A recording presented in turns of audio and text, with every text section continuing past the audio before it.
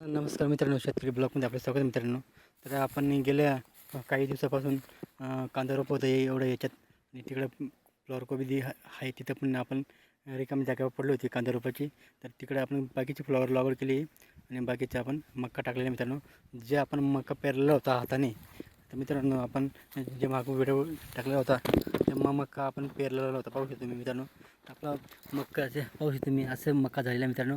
आणि पूर्ण लाईनीत दिसत आहे आपण पेरलेला मक्का मित्रांनो. हा मक्का कधीसाठी ते मला सांगतो मित्रांनो, कारण की आपल्या उन्हाळ्यामध्ये आपल्या बैलांना हिरवा चारा म्हणून खाण्यासाठी पाहिजे, यासाठी आपण हा मका पेरून दिलेला आहे. आणि जागा पण असं रिकामी पडण्यापेक्षा तर आपण त्यांना हिरवा चारा कसं खायला मिळेल या पद्धतीने आपण हे मका टाकून पेरून दिलेलं आहे त्यांच्यासाठी. आणि परत आपले बकरे असतात, परत आपले बैल असतात, त्यांना उन्हामध्ये एक हिरवा चारा खायला मिळालं पाहिजे या हिशोबाने आपण हा मक्का टाकून दिला मित्रांनो.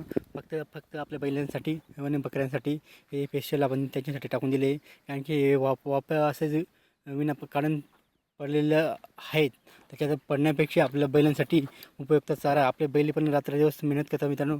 त्यांच्यासाठी सुद्धा आपण हे सगळं करतो. आपण याचं गहू आहे ते गहू पिकाचं पण त्यांना चारा मिळतो खायला, पण आपल्याला त्यांना कोरडा चारा मिळतो त्यांना गहू पिकाचा. तर हे जे आहे हे मेन आहे, कारण की त्यांना उन्हामध्ये थोडंफार म्हणजे हिरवा चारा खायला मिळायला पाहिजे ह्या हिशोबाने आपण हा मक्का पेरून दिलेला मित्रांनो. म्हणून आपण हे पेरलेला होता, तर आज उगलेलं पण आहे मित्रांनो. तर असंच आपल्याला बैलांसाठी मोठं झालं का आपण त्याला कापून घालणार आहोत बैलांना, त्यासाठी आपण हिरवा चारा स्पेशल त्यांच्यासाठी टाकलेला मित्रांनो. व्हिडिओ आवडला तर लाईक शेअर कमेंट करा, आमच्या चॅनलला सबस्क्राईब करा मित्रांनो. जय जवान जय किसान.